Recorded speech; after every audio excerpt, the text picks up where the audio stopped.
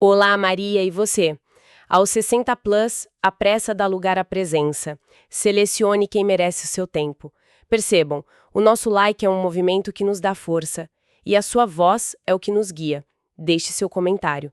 Bom, e hoje o nosso mergulho é numa trema que, olha, parece até roteiro de ficção. Totalmente. Bem no centro do poder, lá em Brasília, a gente tem dois gigantes da política, Davi Alcolumbre e Ciro Nogueira, que de repente se veem totalmente encurralados. Encurralados é a palavra certa, porque é uma mega operação da Polícia Federal sobre um rombo, assim, milionário, num fundo de pensão lá no Amapá, Certo? acendeu um rastilho de pólvora que foi subindo e chegou direto nos gabinetes deles. E o conflito é claríssimo, né?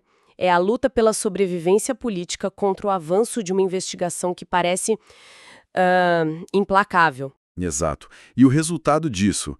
Uma capitulação, assim, surpreendente. Um rastejar político na direção de quem? Do maior adversário deles, o presidente Lula. Expresso da Política, onde a notícia é servida no ponto. Estamos também no Spotify. O cenário é de altíssima tensão. E olha, pode ser considerado sim uma baita reviravolta política. Roma, o que se sabe até agora? Então, para organizar os fatos, vamos lá. Primeiro ponto. Uma operação da Polícia Federal mirou um investimento de 400 milhões de reais, isso do Fundo de Pensão do Amapá, o Amprev, no Banco Master.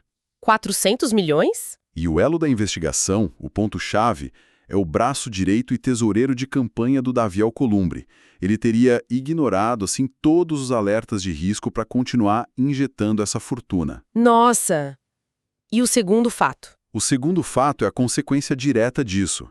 Pressionados pela investigação e principalmente pela ameaça de uma CPI sobre o caso... Famosa CPI. Exato. Tanto o Alcolumbre quanto o aliado dele, o Ciro Nogueira, que até ontem eram oposição ferrenha, agora acenam com apoio total a indicação de Jorge Messias, que é o nome do Lula para o Supremo Tribunal Federal. É impressionante a velocidade. No xadrez do poder, às vezes, o peão que se move no tabuleiro de um estado distante é o que coloca o rei em xeque. Perfeito. O tema aqui é essa metamorfose política, né? Que é movida pelo medo da justiça, basicamente.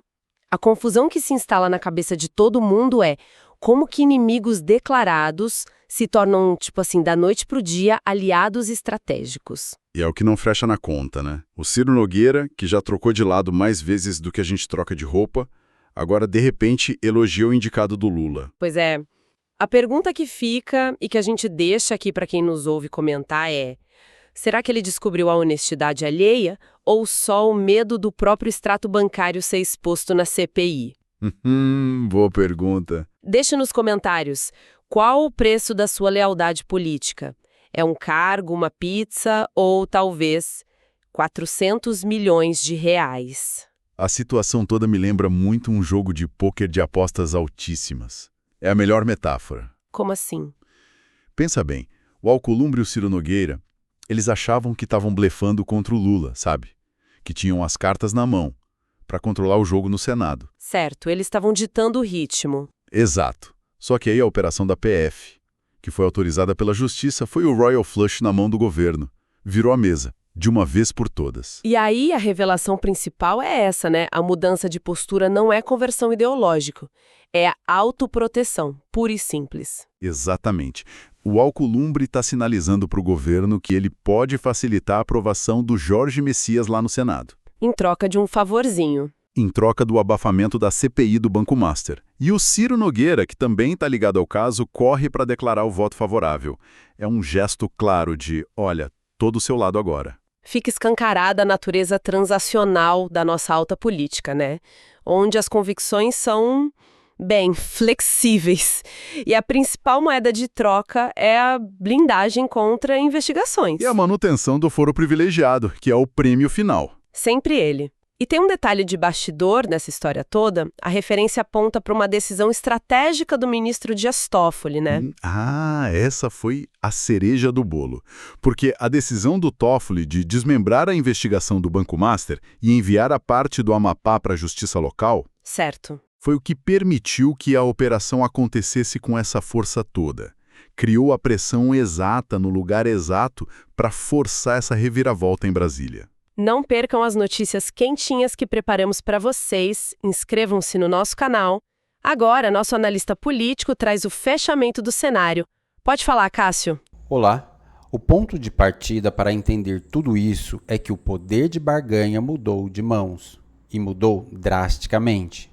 Até semana passada, o Alcolumbre peitava o Lula abertamente, tentava impor a própria agenda e dificultar nomeações para o STF. Ele se sentia no controle totalmente. E aí vem um gatilho, a operação da Polícia Federal, que a gente tem que lembrar. É uma consequência direta daquela decisão do Toffoli de descentralizar o caso.